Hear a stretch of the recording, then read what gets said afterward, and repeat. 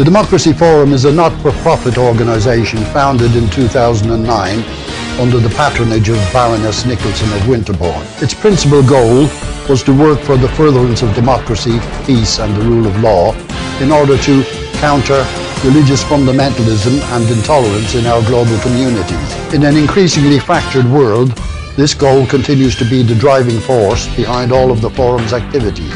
Lord Charles Bruce is the current president of the Forum. Since its inception, the Forum has hosted and co-hosted seminars on a wide variety of topics relating to democracy and human rights across the world. The Democracy Forum encourages academics, students, journalists and other socially and politically conscious people to attend our seminars and to participate in the question and answer session. Details are available on our website, thedemocracyforumlimited.com. The Democracy Forum brings you another not-to-be-missed webinar, Repercussions of Pakistan's Descent into Anarchy. The ouster and subsequent arrest of Pakistan's former Prime Minister Imran Khan is just one of the dramas in the fast-moving crisis which threatens to overwhelm the country. It has fomented a perfect storm of political chaos, economic collapse and the threat of terrorism. Has the US had a hand in this defining moment for Pakistan? Or are the problems symptomatic of misgovernance, deep-rooted corruption and a growing intolerance of dissent, fueled by a narrow vision of national identity? Can the situation be retrieved, and what lies ahead for this embattled country? To examine these and related issues, the Democracy Forum will host a virtual discussion, at which our expert panelists will bring their unique perspectives to this unfolding crisis. Please join our live broadcast, bringing your own comments and questions.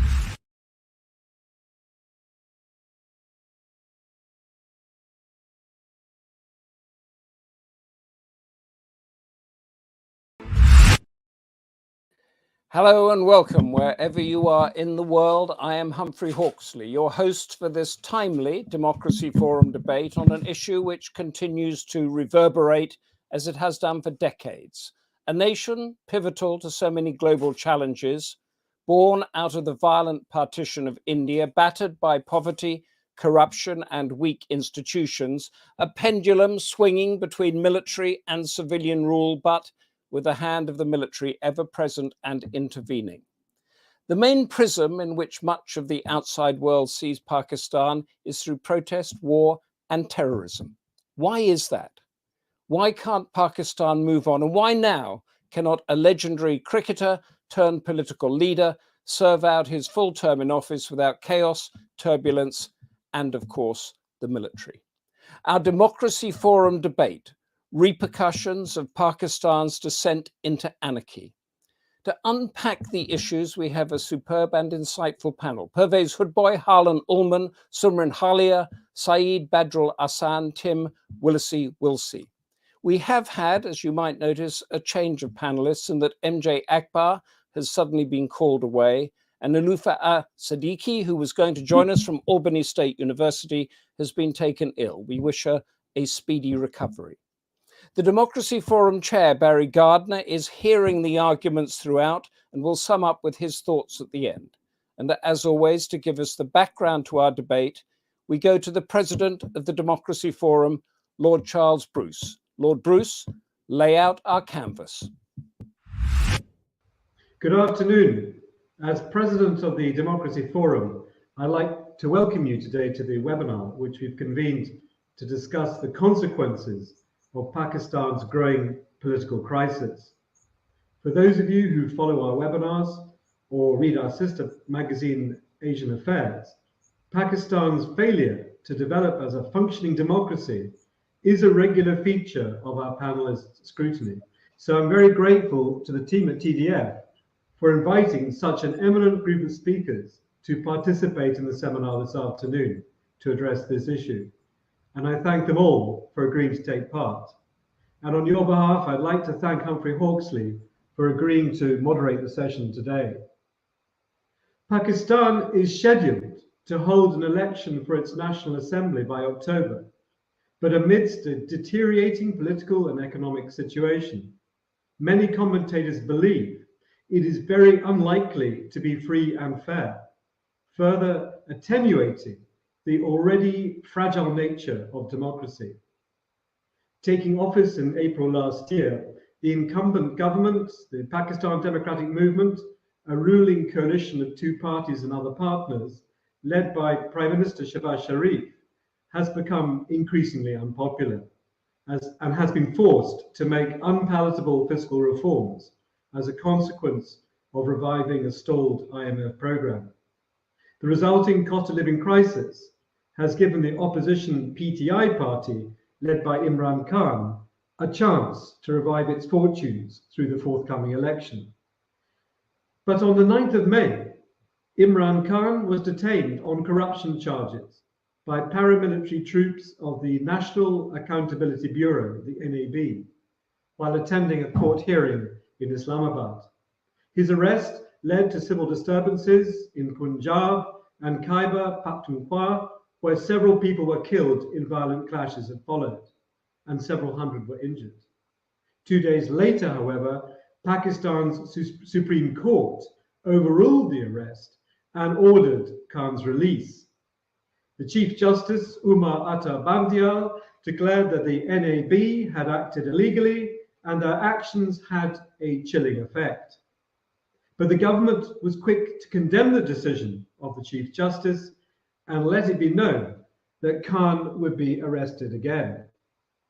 In Lahore, in response to the arrest, a crowd vandalized and looted the private residence of the Corps commander, Lieutenant General Salman Fayaz Ghani, and smashed the gates of the army headquarters in Rawalpindi. On the 25th of May, however, a further crackdown resulted in the arrest of thousands of PTI party members, while pressure was applied to Khan's political allies to quit politics. Khan, who believes that Pakistan, I quote, has begun a descent into fascism, claimed that the state is trying to dismantle the party. Indeed, over the course of the last few weeks, there has been an exodus of his senior political allies, including a former chief minister, 4 other former cabinet ministers, and dozens of other federal and state ministers, who all stepped down from senior posts or left the PTI altogether. And many who have not demitted office are now behind bars. At the very heart of this political crisis lies the deep personal enmity between General Asim Munir, Chief of the Army Staff, and Imran Khan. Their feud dates from June 2019, when Munir was sacked by Khan as Director General of Inter-Services Intelligence. Indeed, I quote, Khan's challenge to a man that few Pakistanis have previously dared openly criticize risks sparking the most serious confrontation between civilian politicians and the military since the nation's return to democracy in 2008, states the Financial Times. Bilal Gilani, executive director of the pollster Gallup Pakistan, further observes, I quote, Pakistan's future is likely to be decided not by elections or public opinion, but by who wins the power battle between the military and Imran Khan. One side has the ability to bring the public out, the other has the ability to bring the arms out, he writes. We've just seen the first round. There'll be more rounds of violence before everything settles. Political analysts believe indisputably that the military has orchestrated Khan's recent arrest and the detention of his party members. He could be tried under anti-terrorism or martial laws for the cases lodged against him, and were he to be convicted, he would be disqualified from running for office. This dramatic crackdown, I quote, is a clear strategy by the military to break down all the support structures that Khan has, says Avanish Paliwal, Associate Professor in International Relations at SOAS in London. Once these structures are gone, Khan is next in line. And interviewed on the 18th of April as the crisis unfolded, the political historian Ahmed Rashid, whose book Pakistan on the Brink, Descent into Chaos has been recently published, suggested that Pakistan faces three major challenges concurrently, which appear to have no solution in sight. First, the principal institutions of state, the judiciary, parliament, and the military, are at war with each other. Second, the security of its international border with Afghanistan is threatened by rampant terrorism. And third, the economy is in dire straits, with inflation now running at 37% and likely to rise further, while the country's external public debt and liabilities now exceed $126 billion, of which 20% is owed to Chinese lenders, thus creating considerable repayment and debt servicing pressure. Over the next 3 years, the country needs to repay $77.5 billion. This is the worst crisis since 1971, claims Rashid.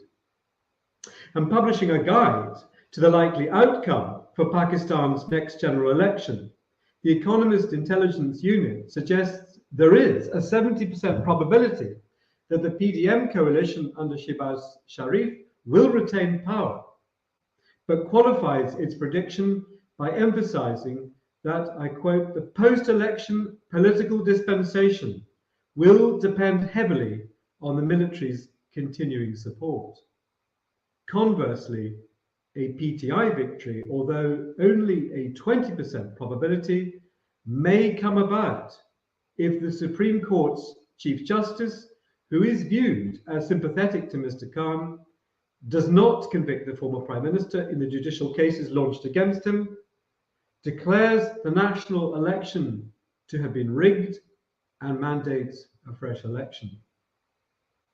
And commenting on the confused nature of this constitutional conundrum, a distinguished former Pakistan ambassador to the United States and the United Kingdom, who also served as our country's representative to the United Nations, Malia Lodi, warns that Islamabad is, I quote, now in uncharted territory with a high degree of unpredictability. The traditional means of crisis management and ensuring political outcomes may not work. As a result of political brinkmanship, the situation can spin out of everyone's control and drive the country to the edge of implosion. Well, thank you very much for deciding to watch our webinar this afternoon, and I hope you enjoy the proceedings. Thank you, Lord Bruce. Unpredictability and uncharted territory. What are the repercussions? Our first speaker is Dr. Pervez Hoodbhoy, nuclear physicist, writer and activist, who in one of his latest columns for Dawn wrote that Imran Khan was paying the price for his hubris and arrogance. But this is no occasion for rejoicing. What does he mean by that? Pervez Hoodbhoy, give us your argument. Thank you very much, Humphrey. Imran Khan was a man who believed that destiny would put him as Prime Minister of Pakistan, and he rose to power on the shoulders of the army. There is actually very little doubt about that. He was a cricketer, a man who had set up a cancer hospital, but he was a novice initially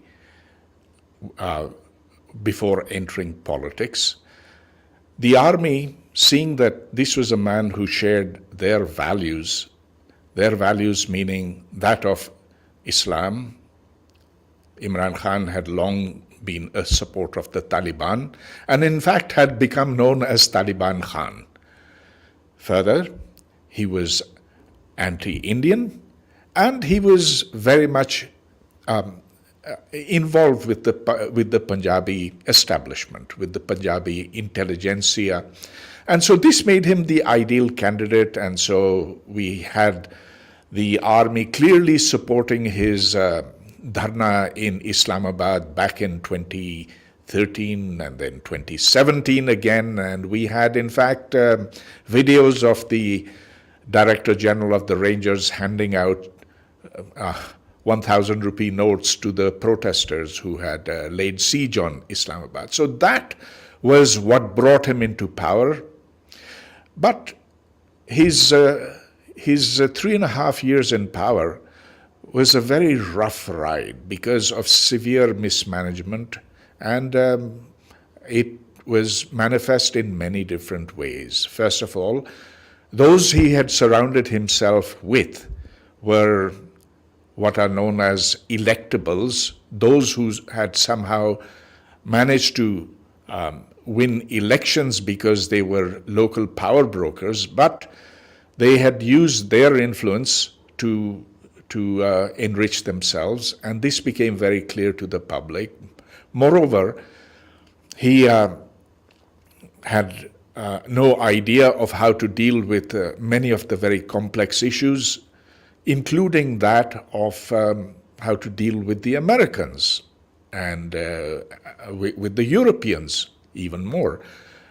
When the religious fanatics in this country, the TLP, the Tehreek Labbaik Pakistan, demanded that Pakistan sever relations with France after the incident of blasphemy in France.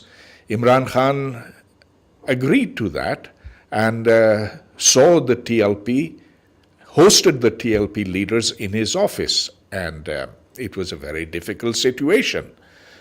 When Kabul fell to the Taliban, Imran Khan immediately announced that the Afghans had broken the chains of slavery, and he lauded that. But this was very embarrassing to the Pakistan army, which even today receives a substantial fraction of its supplies from the United States, particularly advanced weaponry such as the F-16 and spare parts for that. And now it was a difficult situation because the U.S. had pulled out, and the economy was clearly on the way down. So multiple instances of misgovernance eventually led to the army to start revising its opinion, but things came to a head when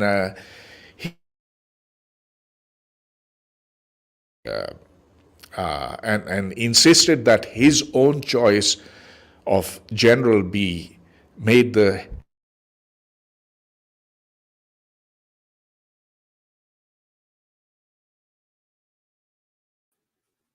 have we lost Pervez Hoodbhoy there? To his Pervez Hoodbhoy, you are cutting in and out. Let's give you another few seconds. And he is now gone. I think that Dr. Hoodbhoy is talking to us from Lahore, whereby the internet connection would not have been so good. He was talking there in a way about the naivety and innocence of Imran Khan on dealing with the army, the Americans, the Taliban, the whole raft of political challenges that a politician has. Yet, having said that, are you back with us, Pervez? Yes, I hope so. I can see you. Okay. Well, but had you finished your argument, or were you finishing it, and we could try and get a couple of questions in? Let me just conclude by saying that the title of this seminar would have been very appropriate 6 weeks ago, when Pakistan was in fact plunging headlong into a crisis. But now it seems that things have stabilized to the point where its life is as usual, but ahead lies the possibility, in fact, the certainty of default, because this is an economy that's run out of steam, and it's only a question of weeks, maybe of a few months, before the economy descends into absolute catastrophe. And that, I think, is going to make a future seminar of yours very relevant, because by then we will have indeed reached, I won't say the bottom, but we shall have reached an inflection point.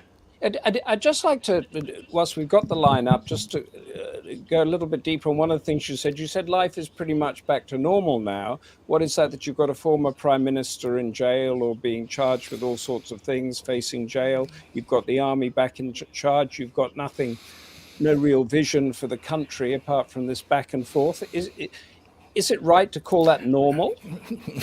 I would call it a normal state of crisis. But things had got extremely unstable. In fact, you couldn't travel from one part of Islamabad to the other because of these protests. And it wasn't that these protests had suddenly popped up. One had been seeing that for months at an end, because Imran Khan, once out of power, had managed to rally a considerable amount of support for him. And then he came out swinging against the army. But let's get this very clear. He was not attacking the army because of its arrogation of wealth and power to itself. He was not attacking the army because it has made India its perpetual enemy. He was not attacking the army because it had put the Afghan Taliban in power. What he was attacking the army for was that it had withdrawn its support for him. And so that, unfortunately, has been misunderstood by a lot of people, by a lot of his supporters who think that he is now a knight in shining armor who has taken on the most powerful institution in the country. He has, but for the wrong reason. Okay, there's a question that's come in here that sort of feeds into that from Anand Singh Tomar. Are the events of May the 9th a sign that the civil-military imbalance is changing? And can the army regain its former hold over its people, given the failed policies it has presided over? Can it regain the trust of the people? It will not have the trust of the people. I don't even know if it fully had that trust. But in the short term, the army is a stabilizing force. However, life cannot continue as normal because Pakistan is on a war economy. That economy is now running out of fuel. You talk about back to normal and the army being a stabilizing force. Has this not been the argument practically ever since Pakistan was created, or certainly since 1971, that because it is a stabilizing force, it cannot move on to become a full democracy? That's absolutely correct. The army has entrenched itself as an institution with vast business interests.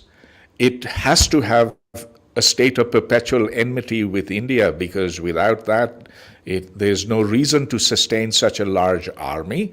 And so it would very much like life to continue on as usual. It would like the war economy to be perpetual. However, now Pakistan has run out of options, and so we are seriously at a tipping point. It cannot continue the way that it wants to, simply because of economic reasons. There's been no change of heart. And just before I let you go, give us, in a nutshell, the repercussions of what is happening right now. Well, I think that Imran Khan is going to be disbarred from politics. I think that the PDM government is going to continue. The impact of that will be that, sure, they'll be in power for another few months, maybe a year, but by that time, inflation and the economy, they will have caused things to crash. And so we will be back in a state of crisis very soon. Pervez Hoodbhoy, thank you very much. Stay with us if you can, if your line doesn't go down, because the debate is just getting underway, because we're going from this state of crisis where you are in Lahore to Washington, D.C. with Dr. Harlan Ullman of the Atlantic Council and chair of the Kiloween Political Advisory Group. He was an advisor to the late Benazir Bhutto and to her husband, President Asif Zardari, as he attempted to govern what was becoming an increasingly ungovernable state. His argument is that a decade ago, Pakistan was on the brink of disaster, but they might have been the best days it's had. What is it now? Harlan Ullman, the floor is yours. Humphrey, thank you. And I agree with Lord Bruce's introduction that really provided the right context. Sometimes my signal is fading in and out. And so if it does, I'll be back in 30 or so seconds. Let me give an analogy going back to just before World War I broke out in the summer of 1914. The situation then was viewed from Paris and the Quai d'Orsay as serious and not yet desperate. But in Germany, in the Reichstag, the view was that the situation was desperate but not fully serious. I think that's the situation in Pakistan, and let me explain what has happened. During my experience with Pakistan, there were a number of really seminal events that really tested the United States relationship and led to the United States really regarding Pakistan more as an enemy than a friend. Assassinations were ripe. Benazir Bhutto was assassinated. My close friend Salman Taseer was assassinated, representing the issues of terrorism that have not gotten any better. We were tested then by the raid on Islamabad in 2011. And of course, the Ray Davis situation when he gunned down a number of Pakistanis in Lahore that forced another crisis. I was engaged obliquely with the resignation of President Musharraf in order that President Zardari would be able to take over. And so the conditions then were really quite unstable and not very healthy. And indeed, there was a great competition between PPP and PMLN and Nawaz Sharif.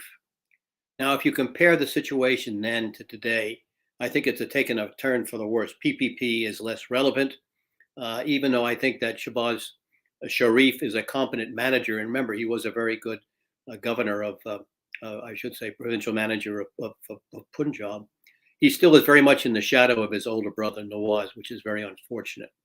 The Americans, especially since the evacuation from Kabul, do not see getting engaged again with Pakistan worthwhile.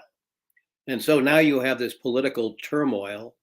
You have no clear-cut way of anybody who's going to be able to impose some kind of rule. You still have a feudal system that's controlled by a few families. And then, of course, you have the whole Imran Khan debacle.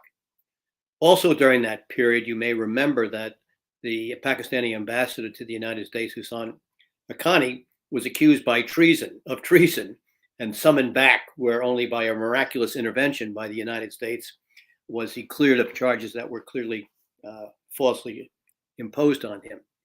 And so what's happened over time is this absence of government, this continuation of a feudal system, the failure, unlike in Bangladesh, for Pakistan to be able to motivate or mobilize its economy.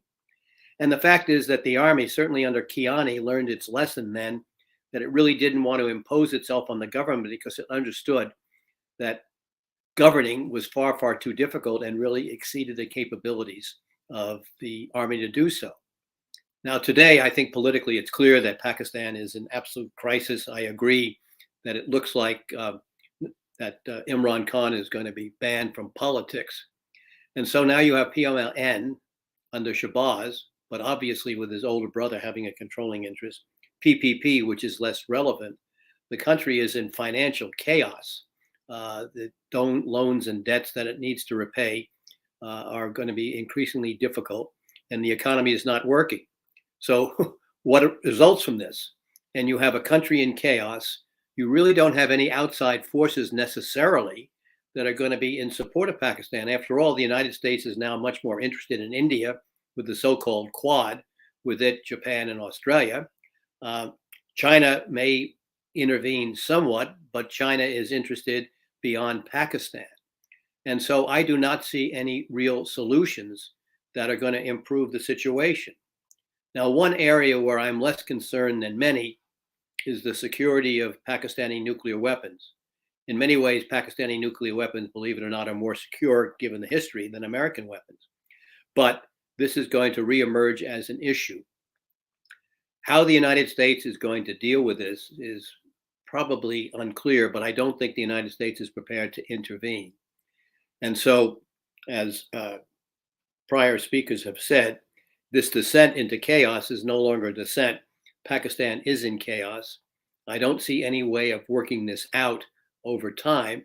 And so Pakistan could easily become one of the hotspots that could exceed even the tensions over Taiwan, could exceed what's happening in Ukraine if the situation really boils over because of this combination of terrorism, economic chaos, and political inability to roll. So this is a big issue, and unlike other circumstances, when I thought that there were at least solutions, certainly 10 years ago when Zardari was president, I see that we've run out of solutions and we're in a very desperate situation. And quite frankly, I don't see how the outcome can be any better than people are already projecting, in that the situation is dire and it's only likely to become more dire. That is not a very helpful commentary, but it does explain what's happening without any kind of recommendation about how do we reverse direction, because that's going to take a government that can govern. And at this stage, I don't see that happening, certainly for the short term.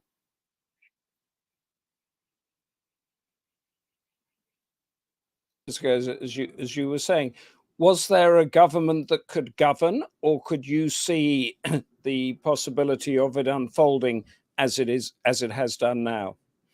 There was under Zardari, but in the summer, in Christmas time 2008, we had a meeting in the presidential palace with John Kerry, who was then chairman of the Senate Foreign Relations Committee, and Mahmoud Durrani, who was the national security advisor, retired general. And we laid out a plan that I think would have been comprehensive and very successful. But there was a real problem. And the problem was that Prime Minister Gilani was despised by President Zardari. And in terms of that tension, for whatever reasons, Prime Minister Gilani managed to dismiss General Durrani. And General Durrani, because of his seniority, had some influence over General Kiani. And at that stage, this plan for bringing Pakistan into the fold collapsed. And from that time on, I didn't see anything that was going to replace it. I think we lost a tremendous opportunity then. And I don't see a similar opportunity arising, because I think the army is going to have no option except to become re-engaged. That's going to heighten tensions further. And when one can only hope that there'll be enough competence in the army to be able to deal with the economy and at least slow down the descent or make the impact a little bit softer, than it appears that it's going to be a very, very difficult and hard landing. Could I then ask you to expand a little bit on two or three elements of the repercussions that you laid out? You said that you're not worried about the nuclear weapons. Explain how they are secured. Pakistan, believe it or not, has a three-key system. Durrani, actually, in a paper that he wrote for Los Alamos many, many years ago, had laid out the three-key system. And back 10 years ago, 12 years ago, the U.S. was profoundly worried about the security of Pakistani nuclear weapons. Could they fall into the hand of terrorists? And interestingly, when I referred this paper to Admiral Mike Mullen, who was chairman of the Joint Chiefs of Staff, even though it was unclassified, the U.S. military had no knowledge of it.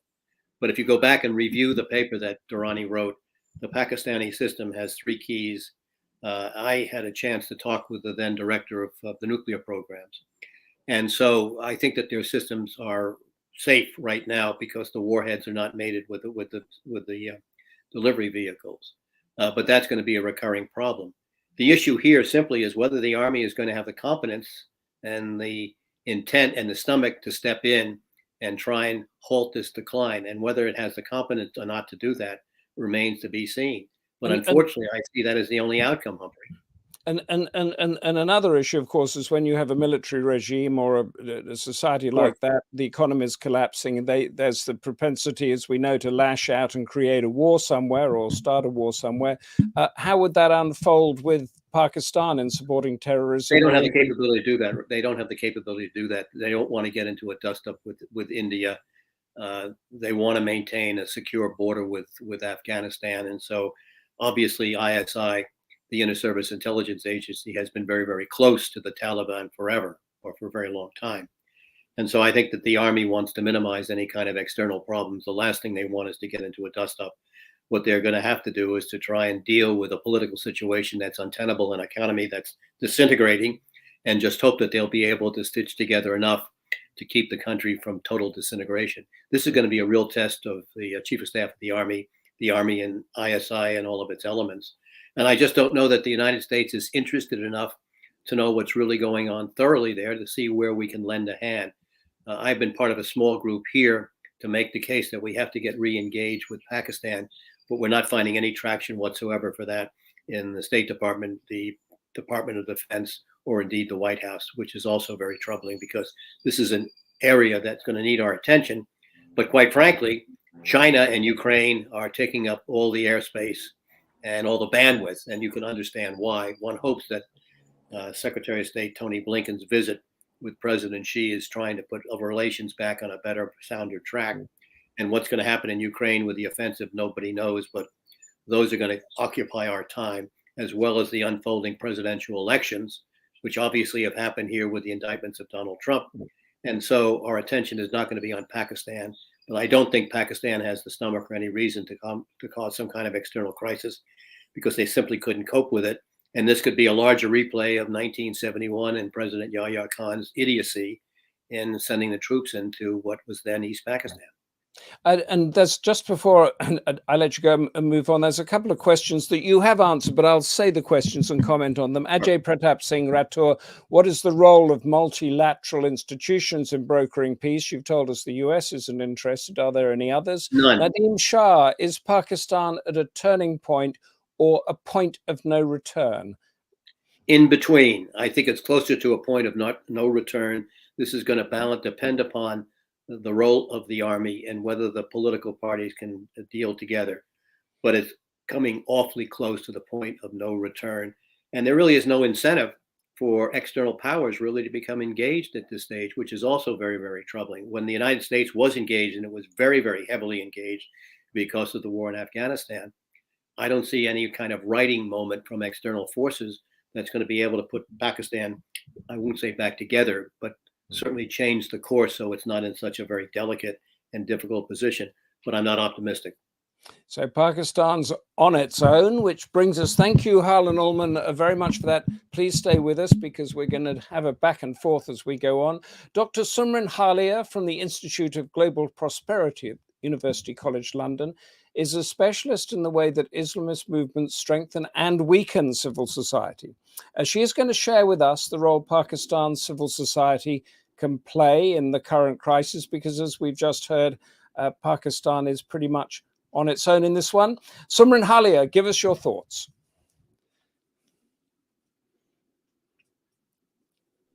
Am I audible? Hi. Hi. I'm also in Karachi, so my internet is a little bit unstable too, but I'll go on. Well, at the moment, I'm in Karachi and the life seems pretty normal, as Pervez said. And I think this is because of the Pakistan's civil society. And this is something we need to remember, that Pakistan's civil society has been quite a vibrant one. And it has been able to come up and talk and protest in the cases when it's really needed. In the case of Ayub Khan in the 60s, there were huge protests. In 1977 against Bhutto as well, there were protests. And then the lawyers' movement against Musharraf. So we do have a very vibrant civil society, and these groups are capable of being democratic. Why are they not coming out right now? This is because it's Imran Khan. They are not coming out in support for Imran Khan because Imran Khan did not really invest in building grassroots democracy. his politics was mainly a theatrics, and he did not invest in building organizational networks. And basically, this is particularly the reason why at the moment we don't see such kind of resistance coming up. And the reason why Pakistan has managed to survive through different levels of crisis is because of its civil society. In COVID, we have seen the role of different NGOs, including Islamic NGOs, in providing support.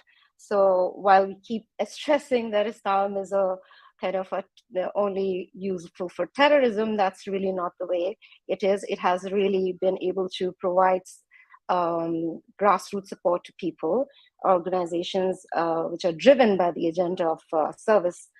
And they are hugely condemning terrorism. And in the same way, they're also providing support to democracy in different ways. At the moment, I'm from Karachi. We just had an election, and PPP won the elections, the local government elections, although Jamaat Islami had much more support, and the people from Jamaat Islami were jailed inside by the PPP and the current military come civilian regime, the hybrid regime, but I wouldn't really call it even a hybrid regime. It's more of a disguised regime.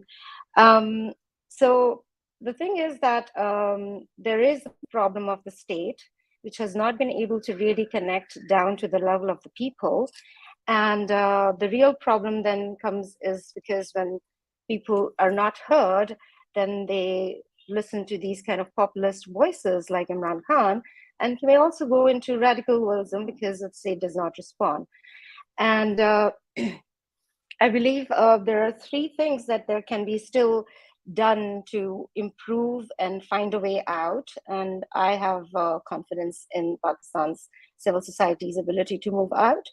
The first thing is that we need definitely economic reforms to enable people to be able to engage within their local networks and find solutions within their neighborhood at the neighborhood level.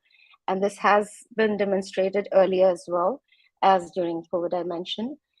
And the second is, I guess, the leaders must develop some level of democratic civility, which seems to be completely absent.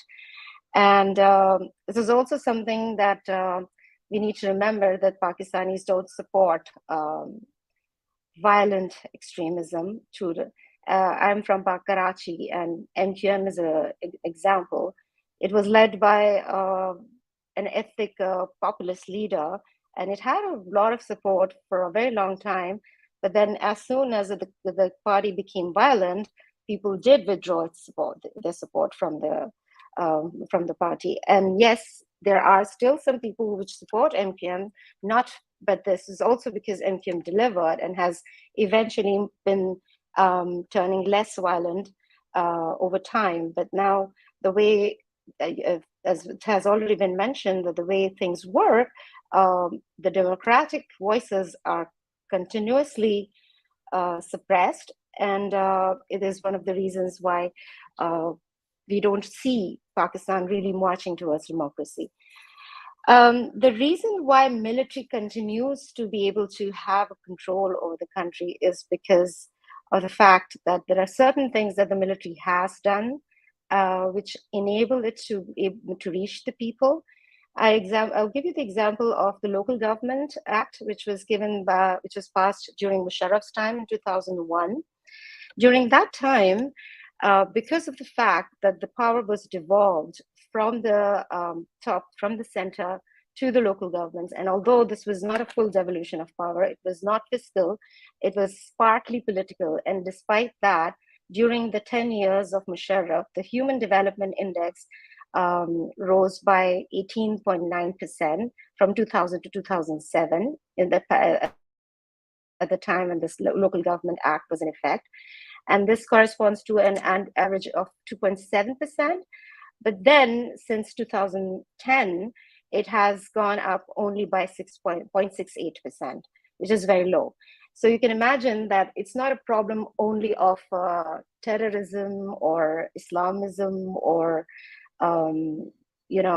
politicians, yes, there are politicians who have not delivered, but there are also certain politicians who have delivered, and also certain levels of right policy making that has supported Pakistan in many ways.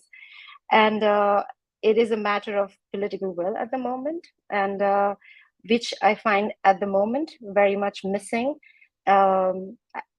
The PDM, the current PDM, has become a toy in the hands of the military. Nawaz Sharif has been abandoned. Benazir is out of the country. There is no, but Benazir is somehow is not there anymore, unfortunately. So we don't have a real proper opposition against the regime right now. And it is important that the opposition can be built from the grassroots. And for that, not just the people must be enabled to build networks, but also the state must do the right things. And the first right thing would be to hold elections and then empower that government to further empower the lower tiers of the government. That's all that I have to say. Thank you very much. I have to almost come up on that last thought, but I noted a few things you said. You said in Karachi, where you are at the moment, it is normal, and you said at the moment a lot, and then you said hold elections and empower the winner usually. But does Pakistan have the institutions that can do that? That's failed over many, many, many decades. During the Musharraf's time, the local government did make the citizen community boards. They were not as effective, but the Pakistani people have the ability to access the local institutions. So yes, I mean, we do have a very overly developed bureaucracy, which I would say, whether it's the military bureaucracy, whether it's the civil bureaucracy. It is not the absence of institutions, but it's more the will that is absent. Okay. And how does the army work with these civil society groups? Do they work in opposition to each other? Do they work together on certain issues and projects? It depends on what kind of civil society activists are we talking about. The one that come from like the Islamist groups, the right-wing Islamists, not necessarily, I mean, I think you need to use the word Islamism with a caution because it's usually taken always in a negative tone, but they do have a agenda of forging Islam, but they still work on the ground. So yes, they work hand in hand with Pakistani military. There are other groups as well, like the women's groups as well, which have, access to the military. They have not been able to get the support, but other, opposition groups like PTM and others, they don't get along. So I would say that it is quite a vibrant and a very rich and also contested civil society, which is a sign of a democracy, I would say. Yes, it is receding. The freedoms are receding, and it has this recession has been very, very fast since April. And unfortunately, people have not come out because Imran Khan was not able to mobilize the people the way he could have because of his immense popularity. But that's one of the reasons we don't see progress happening in it. I see, because in many Asian countries, I'm thinking particularly places that I've covered, say in Indonesia, where you do have, Islamist civil society groups that do great help to the local communities without seeming to threaten the local politicians. So it's sort of a growing thing. And others, particularly in Taiwan and South Korea, where civil society groups have been allowed to grow in order to create a democratic, accountable society and government. Any of that happening in Pakistan? Well, there are a lot of Islamic NGOs which don't, have an oppositional role towards the state, but there are, of course, many others which do, such as the extreme right-wing ones, the TLP. Although it is usually said, and it is true, that TLP was one of the it was bolstered by the military. But my whole research, my whole PhD thesis was on Barelvi Islamism, and from what I saw, that although they are extremists, they were resisting against the military too. And there was a voice within them, because they were, of course, I mean, we can use the word indoctrinated here at the moment for this kind of group, right? But they were resisting. And this, again, is a sign of that, in a democracy, if people are able to speak up and have political representations. This is really different from the Taliban, because the Taliban did not contest elections. They did not form the political party. TLP is still a political party. It's just like the right-wing populist radical right parties in Europe, and that we need to be able to deal with them. And they are in a confrontational way, not in a correct way. Their agendas may not be correct, but that still is like an opposition stance. Oh, thank you for that. I'd just like to wrap up your contribution here, although I want you to stay on for the thing later on. Is Prashant Kumar says, can the current crisis be the impetus needed for future political stability? Can we hone that question towards civil society? Can they be the solution? I think they are the only solution. Okay. You don't see any will from the political leaders. We don't see any institutional effectiveness at the moment. The international community, as just mentioned by Harlem, is just unwilling. It's not willing to participate. So the only solution right now is Pakistan civil society. And the solution is not the army? No. Okay. The army is not going to be helping Pakistan. I mean, I'll be glad if they do manage to secure the nuclear weapons, but they are not going to be able to put the army through. We need to learn from some right policies, right? Yeah. Okay, that's devolution. But that is very clear. There is a thought that the army can be the solution in the short term, but definitely not in the long term. Thank you so much for that. Saeed Badrul Ahsan, our next speaker, is a Bangladeshi journalist and columnist contributing to academic institutes around the world. In a recent column, he described Imran Khan as being tactless, but praised him for revealing the truth to Pakistani voters about the army's role and origins in the 1971 war and separation. Saeed Badrul Ahsan, put all that in perspective for us and take the debate further. Well, thank you, Mr. Hawksley. Well, I did mention Imran Khan's comment recently, a few weeks ago, on one of those video speeches that he regularly makes. He raised the question in Urdu, of course, what happened in 1971, and then he went on to inform his audience that in 1971 the army did not accept, in fact, repudiated the results of a general election, as a result of which a crisis developed and Pakistan got broken into two. But I must also add here that Dr. Pervez Hoodbhoy, who is with us here, he has also been speaking very clearly about what happened in 1971. I've read his articles and I've heard him speak at different seminars and meetings in different cities in Pakistan. He has been very clear about it. Now, see, the problem, as we see it, as people like myself, we see it, where Pakistan is concerned.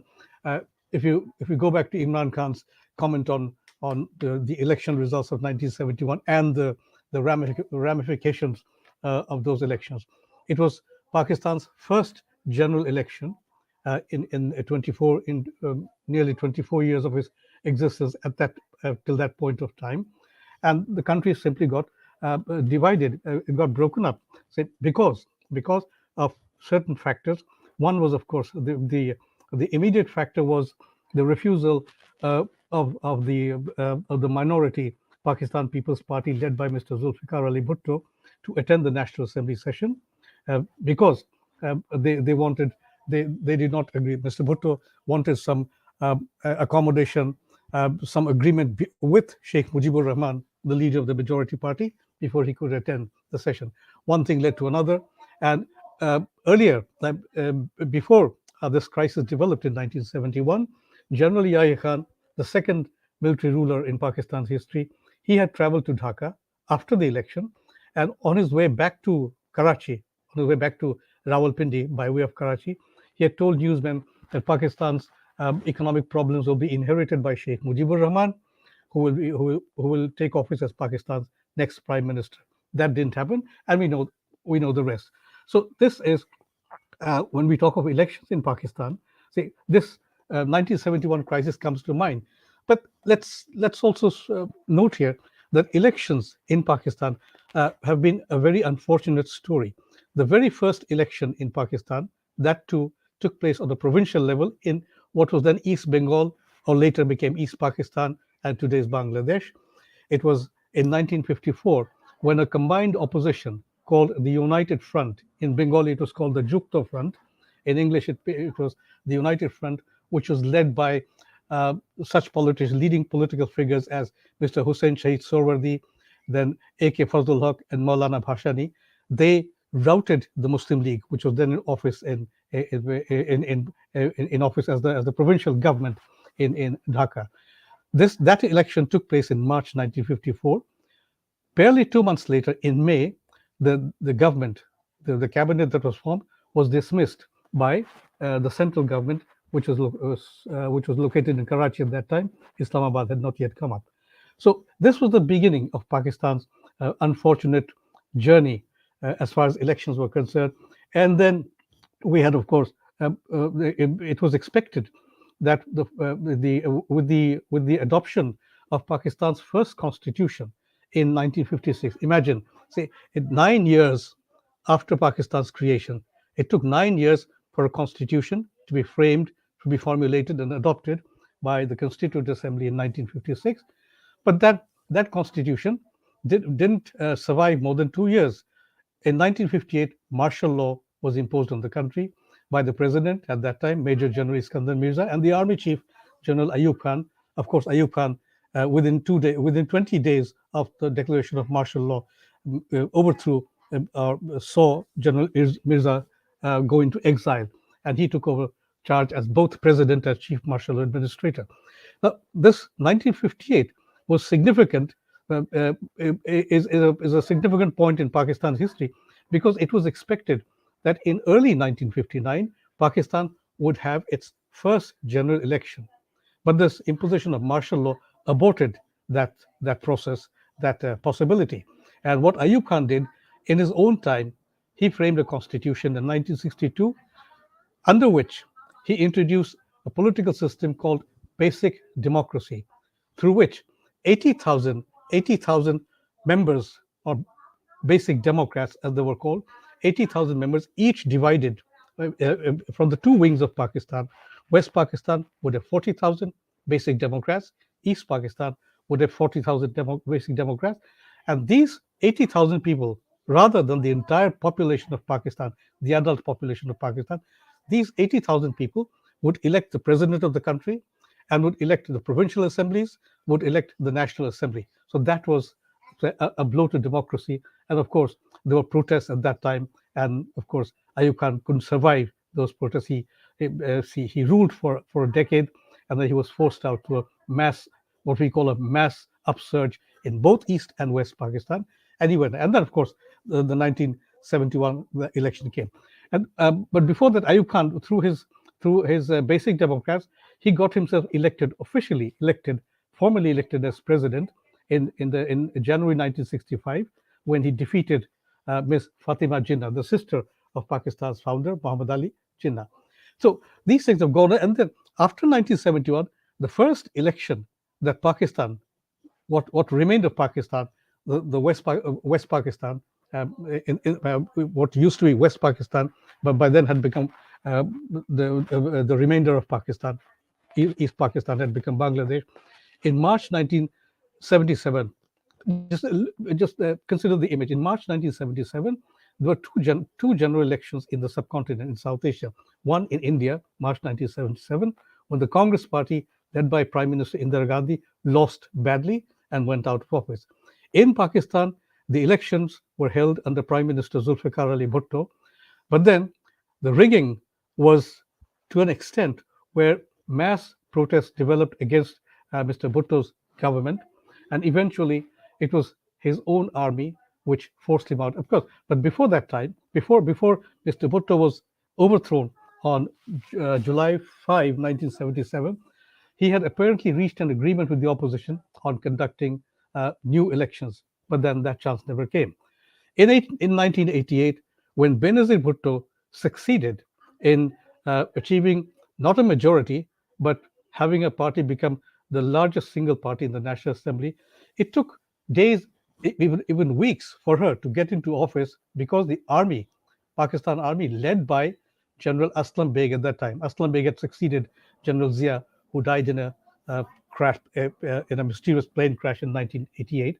Aslam Beg and the president at that time would not agree to hand over power to Benazir Bhutto unless they could get some concessions out of concessions. The concession was that the prime minister would have little or no control over defense or foreign policy in Pakistan. So this thing has gone on, and in recent times, of course, when we come to the present context, now, see, we have Imran Khan. We have talked of Imran Khan. Dr. Pervez Hoodbhoy also talked about him. Now, people like Imran Khan, and even to a very good extent, Zulfikar Ali Bhutto, they have all been built up by the army. See, about Zulfikar Ali Bhutto, it said that he was built by the army, he was raised to power by the army, and then he was brought down by the army and eventually executed by the army. In much the same way, people like Imran Khan, they were raised by the army to power, and now that Imran Khan is out of power, he has taken on a populist stance. But we must not forget that Imran Khan was also instrumental in 2013 when he began what we might refer to as container politics. He encouraged his followers to come into containers, to occupy containers, to bring containers to Islamabad in order to force the government of Nawaz Sharif out of office. So now he's out of power, and but then, as has been pointed out already, his concern is not with the fact that the army has taken over, so to say. His concern is with the fact that he has gone out of office. But then he has made mistakes also. When he lost the confidence vote in the assembly, he had his party members, PTI, Pakistan Tehreek-e-Istiqlal, MNAs, members of the National Assembly, resign, and that was a mistake. So now, if we think that Pakistan, if we consider the fact of how Pakistan can go back to democracy, first of all, Pakistan has never had democracy in that proper sense of the meaning. Other countries in the region also, but since we are talking about Pakistan, we are sticking to Pakistan. So this issue of Pakistan going back to democracy through elections, that to me seems to be rather far-fetched, because the army will not let go of its authority.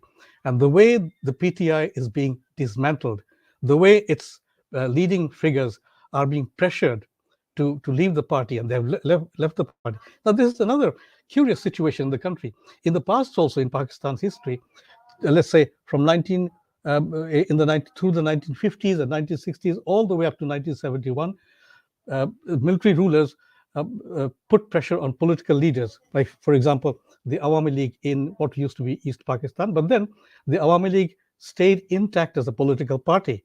No leaders deserted Sheikh Mujibur Rahman. Later on, after 1971, the People's Party, under Zulfikar Ali Bhutto in his last stages before he was executed, and then under Benazir Bhutto, and to a certain extent by her mother, Nusrat Bhutto, that was also put under enormous pressure by the likes of General Zia-ul-Haq. But the People's Party survived. It's very few, if at all, of its members deserted the party. But here you have a PTI where its political figures, with its political leaders, have not been able to bear the army's pressure. They've just left Imran Khan in the lurch, and he's all alone. So that when the elections, of course, elections will be held, but what kind of elections will be held?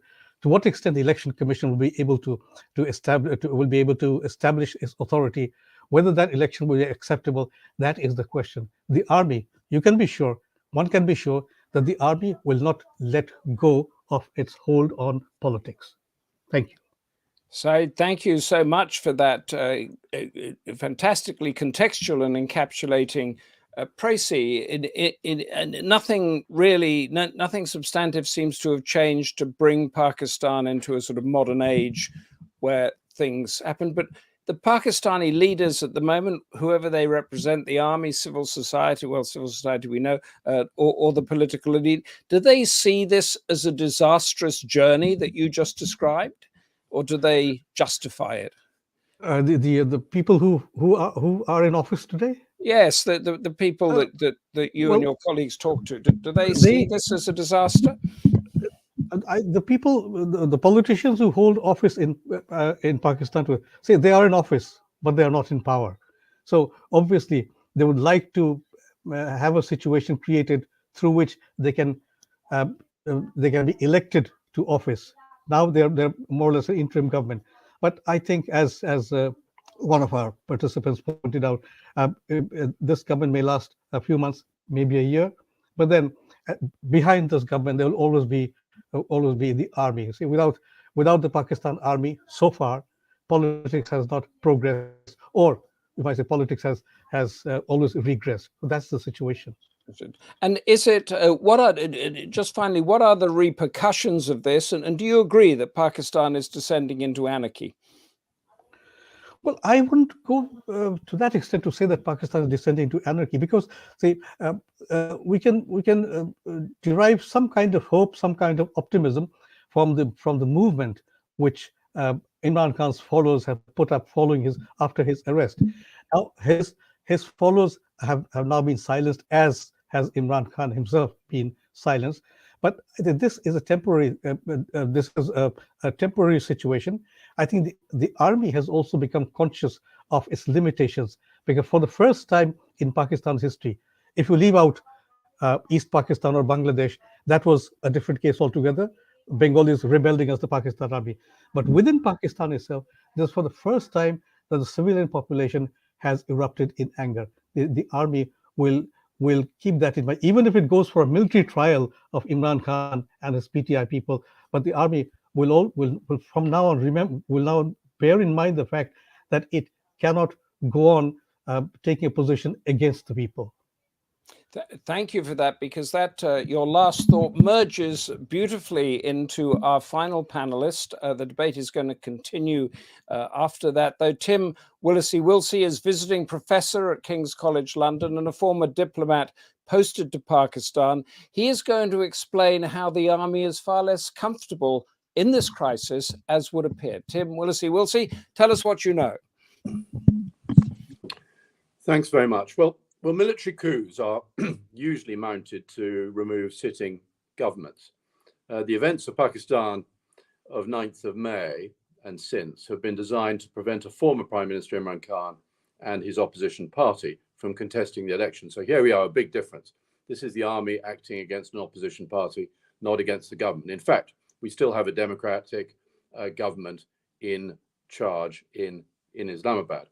Of course, 9th of May played into the army's hands, in particular that image of the Corps Commander's residence in Lahore in flames, which would have infuriated the army.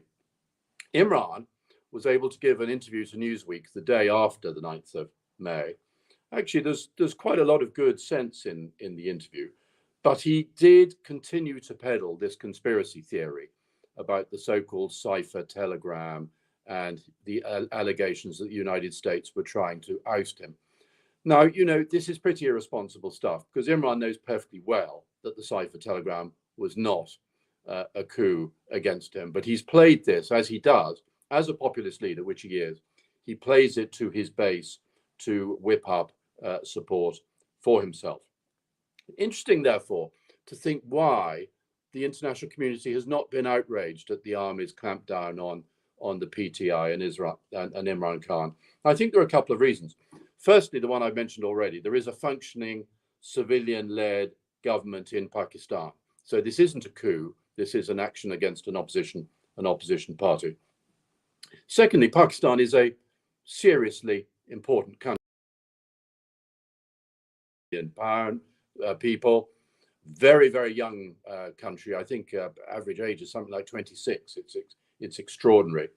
A country with nuclear weapons. And, you know, viewing Pakistan from the outside, the fact that there is an army in charge there, in charge of the nuclear weapons, and therefore there's no obvious sign of fragmentation of Pakistan happening at the moment, like there has been at several times during its history. And you know, and if you're worried about the security of nuclear weapons, or even if you're Modi in India, worrying about the security of your northwestern neighbor, the fact the Pakistan army is still a credible, coherent force is actually important. So I think what the army's plan is, as somebody has already said, is they will hold the elections. And incidentally, there's an important point here, I think, about Pakistan. A lot of people have talked about the inadequacy of Pakistan's democracy, but since 1947, Pakistan has always thought of itself as a democracy. And each time the army takes power, the plan is to return it back to civilian government. I think that's something we need to hold on to. There's an instinctive nature of Pakistani democracy, which, you know, in spite of all the gloom and doom that we've heard on this call already, I think is something to hold on to and to be positive about. So the elections will take place. The current government will win, of course. PTI probably won't stand as a party, and I don't think Imran Khan will probably be allowed to stand. I think there is a plan to replace the current government with the current leaders with the new generation. So that's Bilawal Bhutto Zardari, Benazir's eldest son, and I think possibly even Mariam Nawaz Sharif's daughter. So I think, you know, the new government will be portrayed as a new government. But the truth of the matter is, as we all know, it won't be real democracy, and everyone knows it. Imran Khan is by far the most popular politician in the country. Bilawal and Mariam may be new faces, but the old semi-feudal political system will still be in place. And in Khyber Pakhtunkhwa, worryingly, the army's ally is Maulana Fazlur Rahman, and I fear that he will take KP province in a much more obscurantist direction, much more akin to Taliban Afghanistan than to a modern state, which Pakistan rightly expects to be. The bigger issue, of course, is the economy, 37% inflation, people really, really struggling to make ends meet. And this will surely be reflected in popular action at some point. So this is where I think the army will begin to worry. You know, when you get a state of very, very large crowds out on the street protesting because of the financial economic situation, you know, what does the army do? And the army's been in this position before of being ordered to fire on crowds and stuff, and it doesn't like it. The army, the Pakistan army, likes being popular. It sees itself as the guarantor of Pakistan's nationhood and does not see itself as an unpopular institution. But the truth of the matter is, it has become unpopular.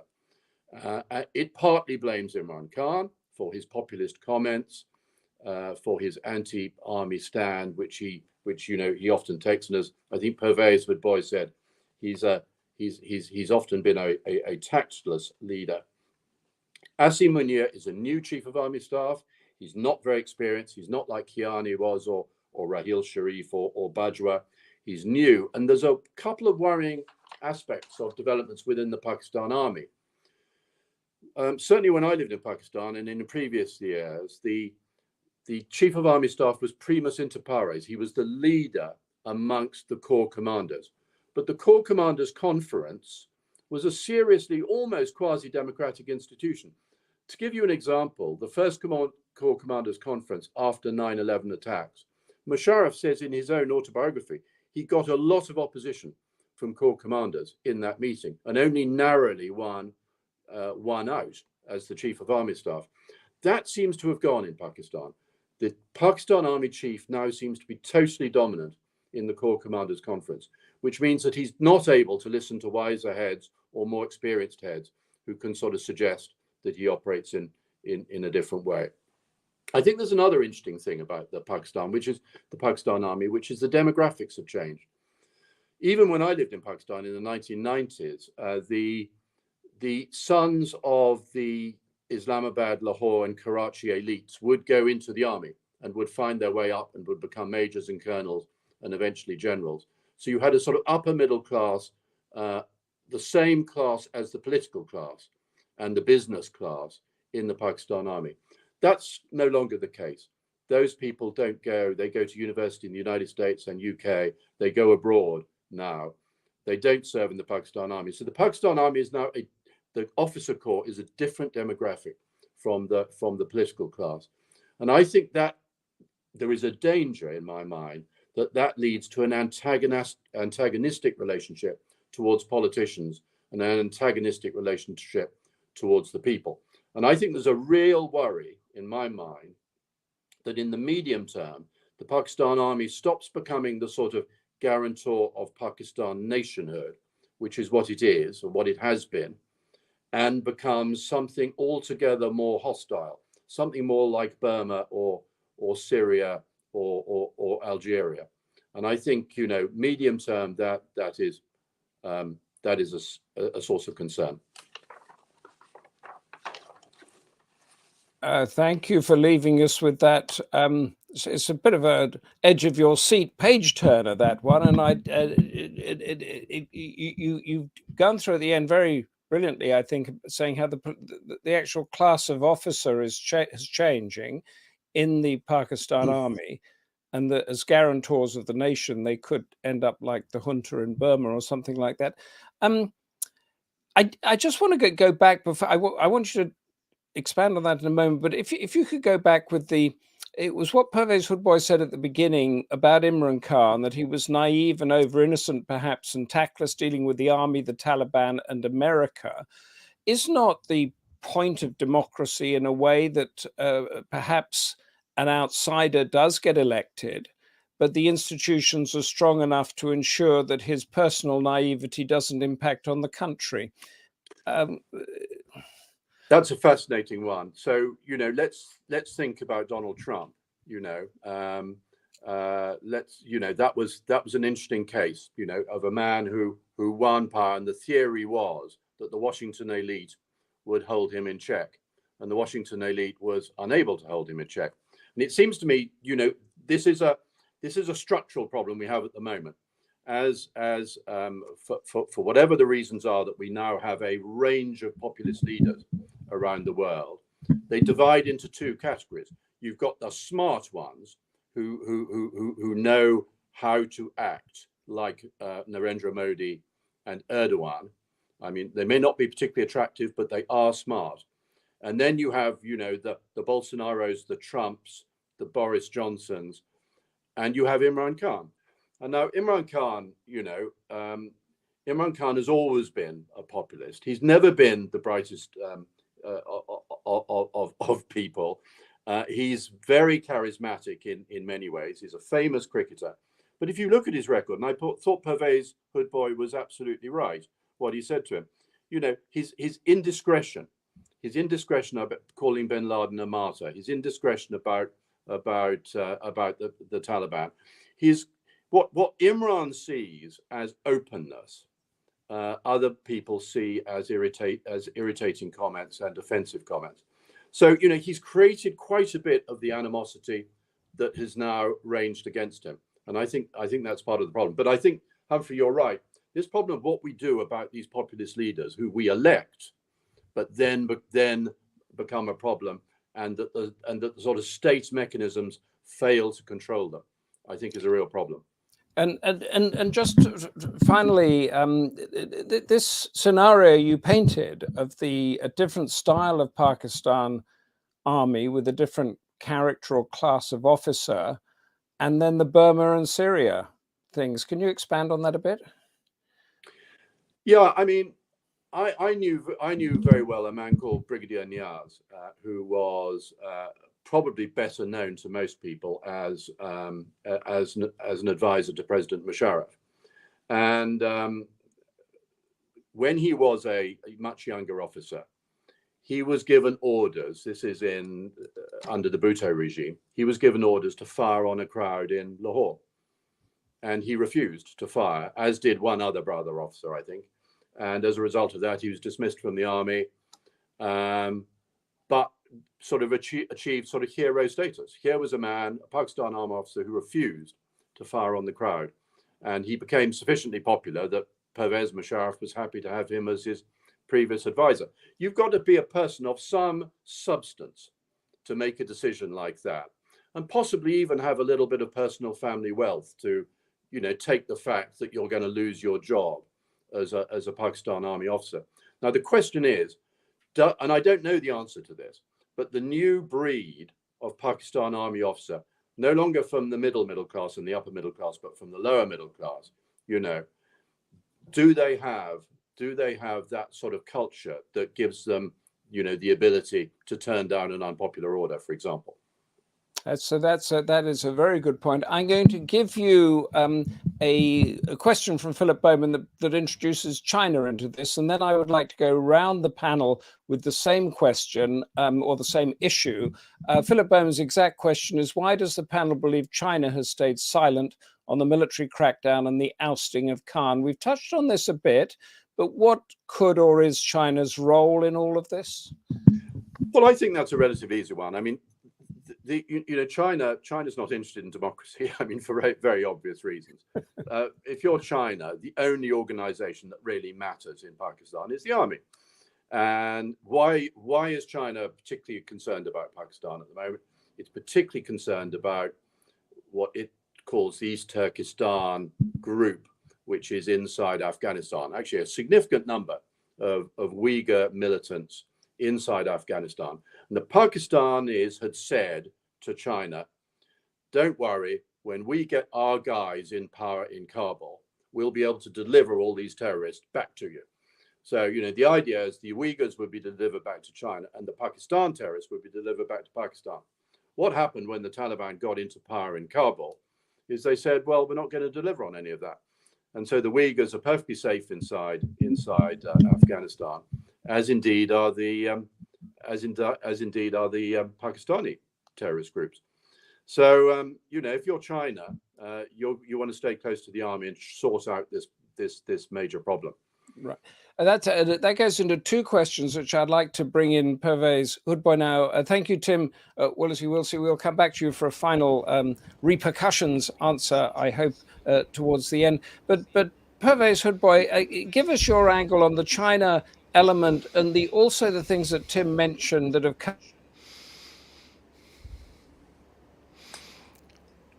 up in questions here. Uddhabhai says, in the light of America's Pakistan fatigue, what can be done to quash the rising tide of militancy? And there's a question here from Ranjan Sud, to what degree are charges of terrorism against Khan politically motivated? How much is terrorism playing into all this, and what is China's role in the future of Pakistan? Well, China will deal the military because that's the easiest thing for it to deal with. And certainly they don't have much concern for what happens to democracy in Pakistan. What China is concerned about, however, is that CPEC has been considerably derailed, that it has now China's put in $60 billion so far, and Pakistan owes China $30 billion and is not able to repay its debt. And so there is now talk about... Just to clarify, is the Belt and Road Initiative Pakistan corridor, isn't it, coming up from Gwadar? That's correct. Yeah. The China-Pakistan Economic Corridor. Yeah. Now, that hasn't worked out too well. Gwadar has not become a port with any significant amount of commercial activity. I was present over there just some months ago, and there's barely a ship every 2 days that comes by. It was supposed to be very different from that, but it hasn't worked out. Well, coming back to China, China is now not willing to give a blank check to Pakistan as Pakistan thought it would. It is concerned about Pakistan's financial situation, but also its internal political situation, which now nobody seems to be able to predict as to what will happen next on that. We know that China's interest in Pakistan has been primarily strategic, and that is certainly going to be present for a very long time, but China's interest now has shifted towards Taiwan, and there Pakistan cannot be very useful to it. And so Pakistan's expectation that China would take up the slack with the departure of the Americans is not going to be fulfilled. But China also, I think. So just to nail down, China also doesn't want the scenario that Tim mentioned about coming into a sort of Burmese-style, Myanmar-style dictatorship, or porous borders whereby insurgents can seep up into Xinjiang. Yes, I think that Pakistan now, well, first of all, I don't know, I really don't know the extent to which the Uyghurs are present in Pakistan or in Afghanistan. I suppose they must be there, but Pakistan is completely silent about that, and we don't have any actual data from the ground on that. As far as the sheltering of terrorists by the Afghan government is concerned, I absolutely agree. The Taliban are certainly not going to crack down on either Al-Qaeda or the TTP. In fact, the TTP continues to have sanctuaries over there in spite of the visit of the Pakistani foreign ministers, I should say, and repeated pleading that the TTP should be expelled from Afghanistan.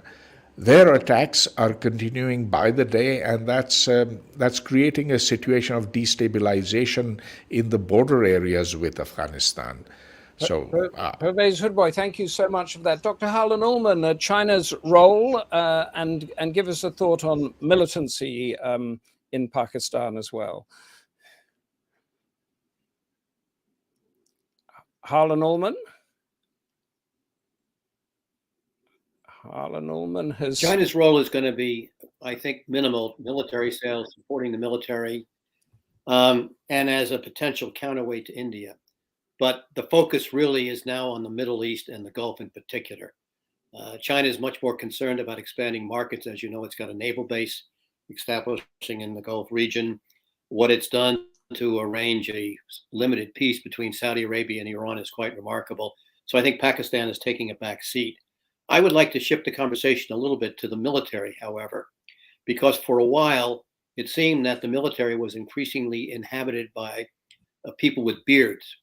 But I have been informed, though I don't know, that the military is going back, I think, to a more traditional role. Its education inside the United States has been greatly hampered and reduced. I don't know what the situation is with Britain. And so I really am curious about what the culture of the Pakistani military is. I don't think, however, that the Pakistani military, as Tim suggested, is liable to form a junta akin to Syria, some other place. In my experience, General Kiani and General Pasha, who was ISI, as you know, and this is more than 10 years ago, were not very favorably impressed privately with the politicians and said so to me. But as you know, one aspect of the Pakistani military is that they are exceedingly polite and civil, no matter what their feelings are. So I'm not sure that Tim is right. He knows probably more than I. So I raised the question, is there really a chance of militancy affecting the Pakistani military more serious now? The other point I'd make is that when General Kiani was trying to take over much of Pakistan, he had a very competent Lieutenant General Corps Commander who was becoming the Minister of Education. And this poor guy threw his hands up because he couldn't deal with the educational system. He couldn't deal with all the religious schools. And so it really never worked out. And so in that case, the military understands that it's somewhat limited in what it can do in the civil sector. But on the other hand, I think it's pretty obvious from what the other panelists have said, for the time being, the saving grace, if there is one, has got to be military intervention. But that's rather akin to somebody who's jumped off the top floor of the Empire State Building, cruising past floor 56 and asked, how's it going? and the response was so far so good. So this is only a short-term response, and the long-term, as I said earlier, I wish I had a better solution, but I don't. Well, the long-term response we've heard so far is from Dr. Sumrin Kalia, but Sumrin, tell us the China factor, good or bad for civil society, militancy. How does the civil society deal with that? Well, the China factor is like, it's not a part of the general society. It's still very much engaged only with the Pakistani military. There is a kind of not a very welcoming attitude amongst Pakistanis. I mean, it seems like Pakistanis have a very strong association with China, but on the ground, I don't really see that so much, at least in Karachi. People are wary of the Chinese. A lot of people actually think they're the new form of colonialists. So I don't see them being able to really penetrate into the Pakistani civil society the way US has been able to do in some ways, because of the way it engages with the universities and, you know, through the US aid and all. It's not so in the case of China. And as far as the militancy element goes, or the scenario that Tim laid out of the army becoming a sort of Myanmar-style junta, do you buy that? Well, what I've been recently hearing is that there is a division within the army regarding Imran Khan's issue. There are certain sentiments which are pro-Imran Khan within the military. And amongst those who are pro-Imran Khan, what I've heard are the ones who are more on the religious side. You know, the lower middle class who have had a little bit of more religious influence in their education. So that does kind of sound a little bit alarming. Yeah. Okay. That's thank you so much for that. Aside Badrul Hassan, the China element, you are knowledgeable about Bangladesh as well, so you've had that there. How is that going to impact on Pakistan's future? I think the Chinese, China will have a very long impact on Pakistan, as also the rest of the region, including Bangladesh, because the Chinese, the Pakistani military and the Bangladesh military both are dependent on China for military supplies to a very large extent. And as far as China's role or China's place in Pakistan's politics is concerned, I think China has been a very pivotal player in Pakistan's politics since the early 1960s, when there was a shift away from such organization, a shift away on the part of Pakistan from such Western-oriented organizations as SEATO and CENTO and towards China. Yes. So that is point one. And second thing is Pakistan, as far your earlier question was why isn't it saying anything or interested in intervening or giving us opinion on situation in Pakistan right now. So the fact remains that the Chinese have always maintained that stance in every country they're developing interest in. I'll just end on one note, and that is in 1971, when the war between Bangladesh, the Bangladesh Liberation War, and the Pakistan Army that was going on, the Chinese knew what was happening and in Bangladesh or East Pakistan at that time, but the Chinese preferred to maintain silence. But after that, once Bangladesh came into being, they originally vetoed Bangladesh's attempts to enter the United Nations, but by 1974 they came around to the fact that Bangladesh was an independent state, and now China and Bangladesh enjoy very warm relations, as Pakistan and China enjoy warm relations. Can I just ask you very quickly, is the character makeup of the officer class of the Bangladesh military changing in the way that we've heard the Pakistan's has been? In the early years of Bangladesh's existence, we had this officer corps, which was actually a throwback to Pakistan. They were all our officers, military officers. Part of the elite. They were the political part of the elite. Well. They're part of the elite, and they were all officers with backgrounds in the Pakistan Army. They had all joined the Pakistan Army. but then they left, they deserted the Pakistan, went to the war. But now, since that time, since 1975, in fact, we have had a new elite class of military officers in Pakistan, and they have. The good thing is, since for decades now, the army has not interfered or intervened in national politics, though there are questions about the army playing leading roles in such areas as the industry, the economy. Retired military officers are put in charge of civilian organizations like the Water and Sewerage Development Authority and other organizations. So that these things raise questions, but they have stayed that way. They've not moved beyond. No interference as we've seen in Pakistan. I want to ask you to give me a 2 or 3 word answer, which is our debate, which is the repercussion of Pakistan's descent into anarchy. I just want to go around the whole panel doing this, starting with you, Saeed. The repercussions in a couple of words. The repercussions, if Pakistan descends into anarchy, that will affect the entire region. By the entire region, I mean South Asia, especially these 3 countries: India, Pakistan, and Bangladesh. Thank you. Yeah. Tim Willasey-Wilsey, the repercussions, what are they?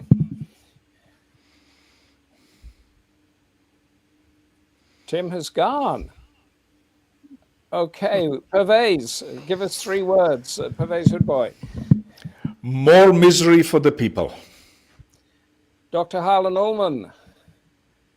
We don't need that to happen.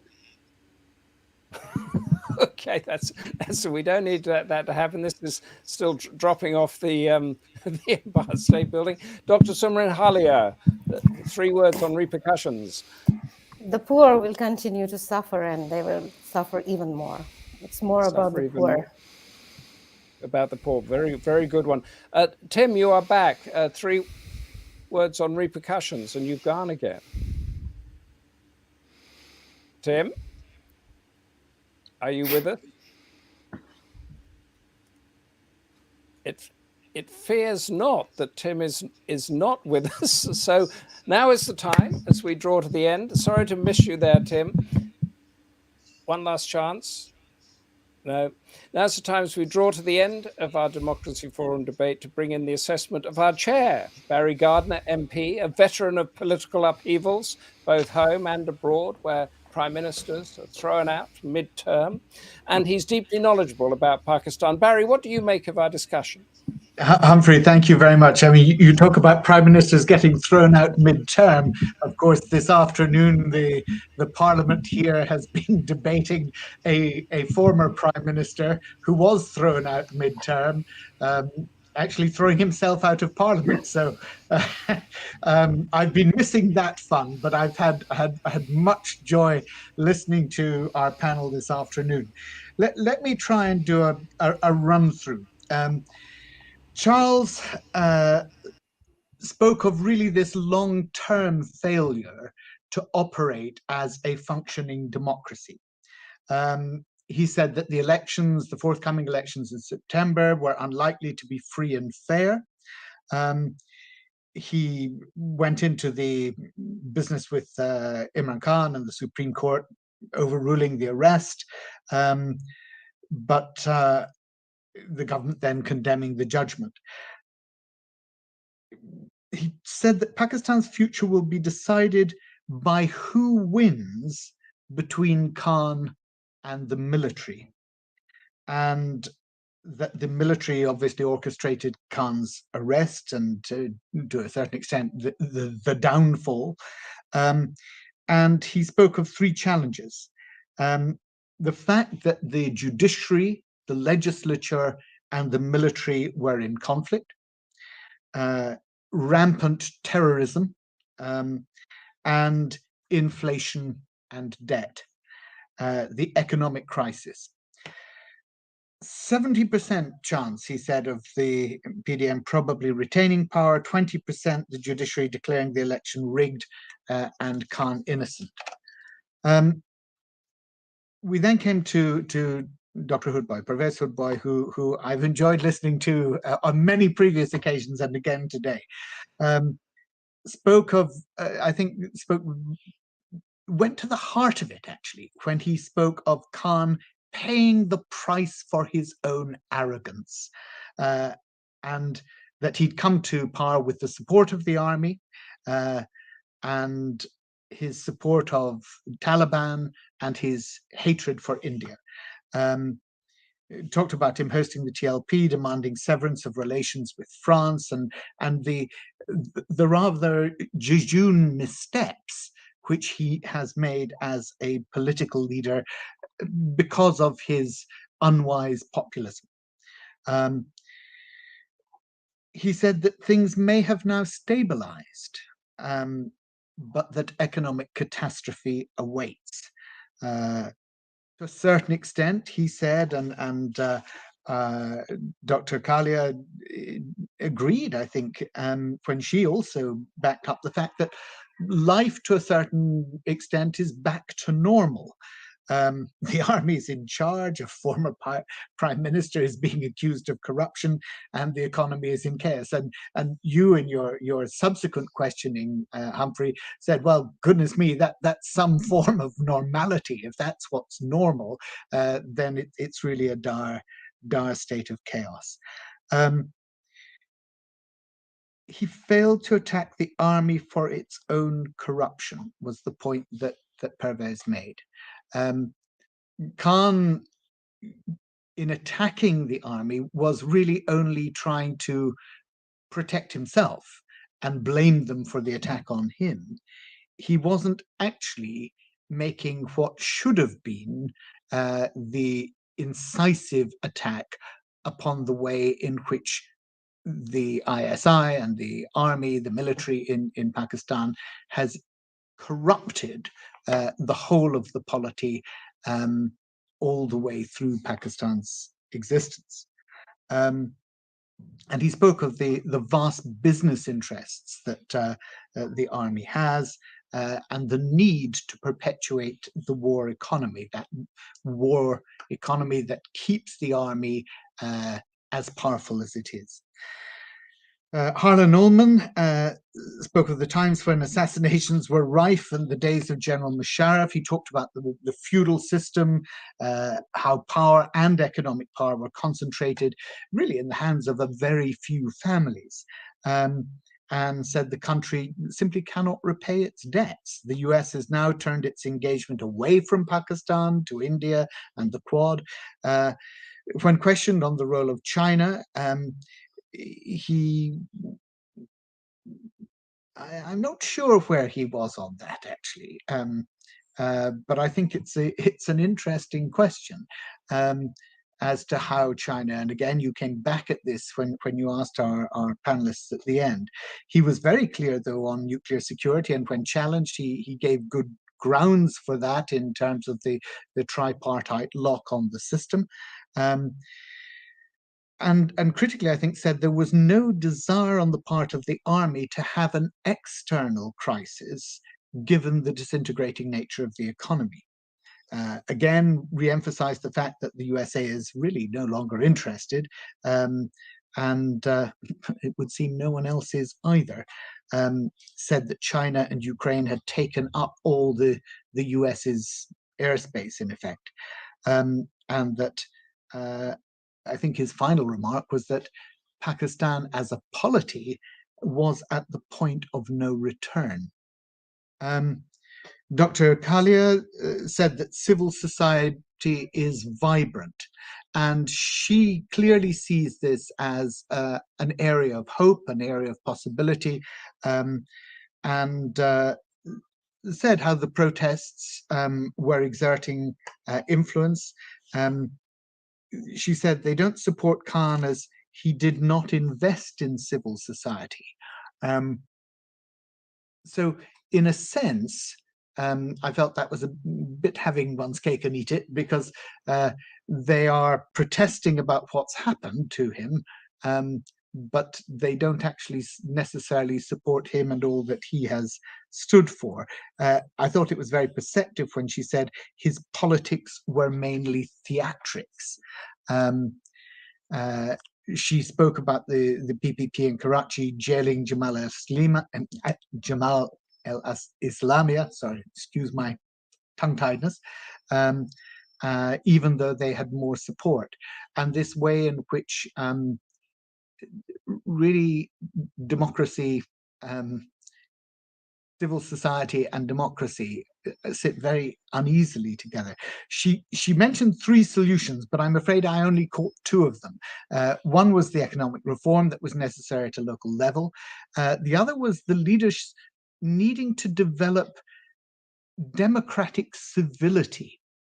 And I found that a very interesting point, because I feel that it's one which I certainly imagine is the case within Pakistan, but I think it's much wider than that. I think it's the case in the US. I think it's the case in the UK. Our politicians, our leaders, have lost the ability to treat each other with that democratic civility. Not to imply that because one disagrees, the other person is necessarily evil and corrupt. And I think it's important that that sense of respect comes back into politics across the world. She was very clear that the army is not a long-term solution. It may be able to stabilize the process from time to time, but it's not the way forward. Said Badrullah Khan really gave us a magisterial lesson in the history.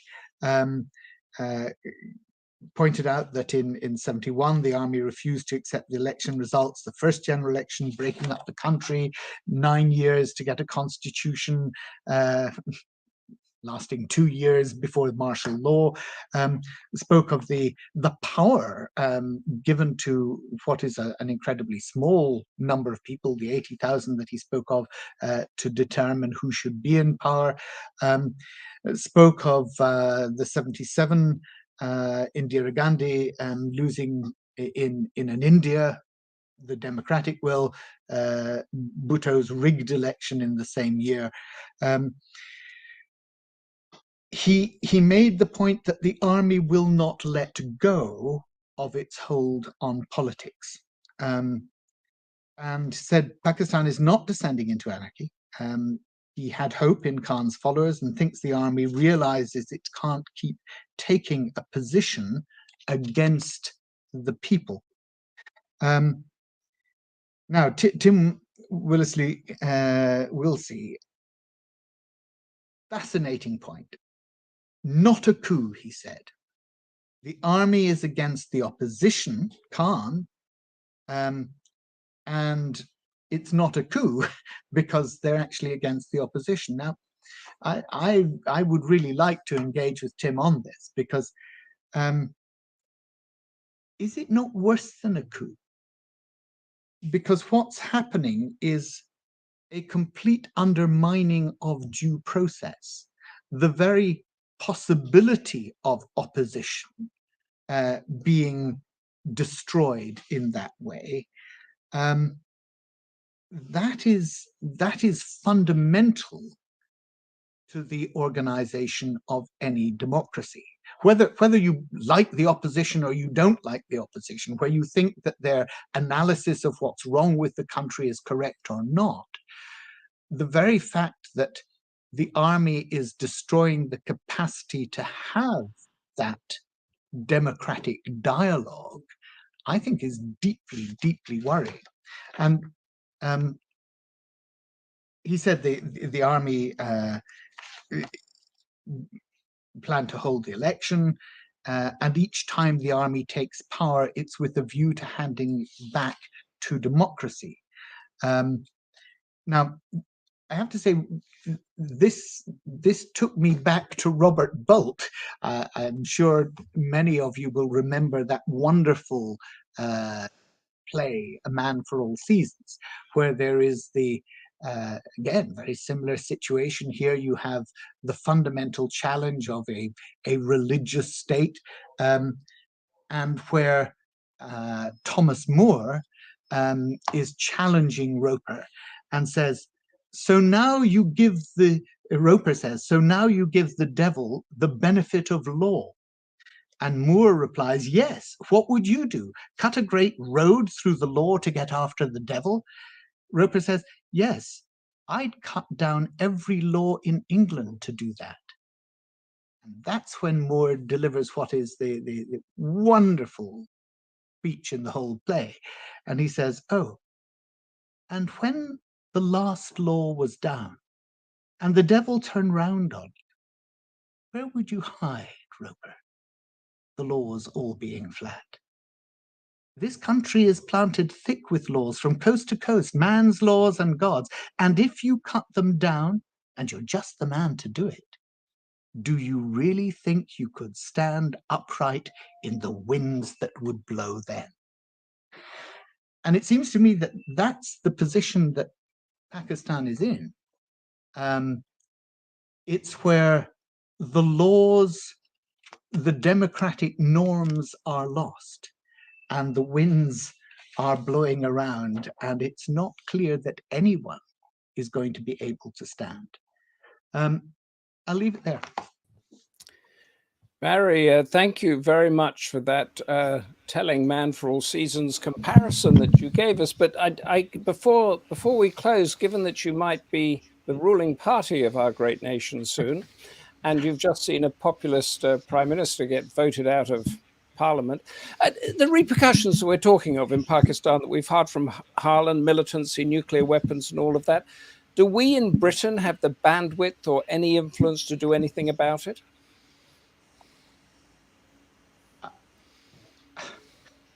I wish any of our leading politicians were focused in a serious way on the implications of an unjust world. I remember David Blunkett when he was at the Home Office. On his wall, I was a PPS in the Home Office when he was there, and on his wall he had it was a painting, but it was of an Arabic script. And I asked him what it said, and it said, if you want peace, create justice. If you want justice, live sustainably. And it seems to me that we have lost in our political thinking the ability to understand that poverty and injustice leads to conflict, and it leads to a dysfunctional polity. And I think I'm right, I hope I'm right, Sumrin, in saying that that was one of the central points that you were making in what you said. And certainly in the summing up, two of our speakers said, more misery for the people was one, poor will continue to suffer was the other. And sadly, I don't believe that our leaders in the UK are sufficiently focused and fixated on those connections. We are very, very focused on the Ukraine war, a war in Europe, quite right that we should be. But we haven't begun to understand why other parts of the world, they don't see that conflict in the same way that we do, why they see different forms of colonialism in the way in which we approach them. And I think we've lost, in many respects, the sort of politicians who can think globally. And I think that's very sad for all our polity.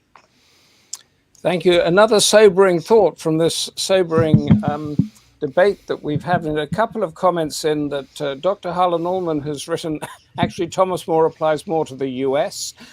He also says that his particular point was that Pakistan is secondary or tertiary for China now. It seems to be for most of the world. For that question that came in about the multinational institutions.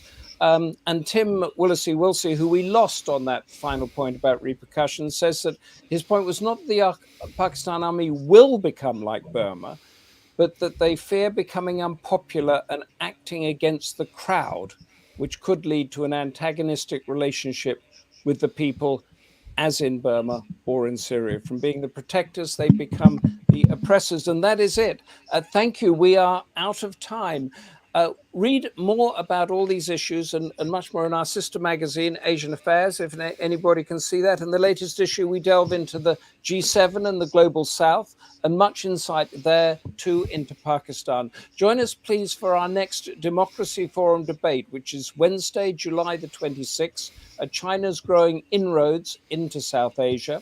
And thank you to our panel, Pervez Hoodbhoy, Harlan Ullman, Sumrin Kalia, Saeed Badrul Ahsan, Tim Willasey-Wilsey, Barry Gardiner for your insightful close, and Lord Charles Bruce, thank you for so skillfully outlining our backdrop. From me, Humphrey Hawksley, and the team at Asian Affairs and the Democracy Forum, thank you for being here, and until next month, goodbye.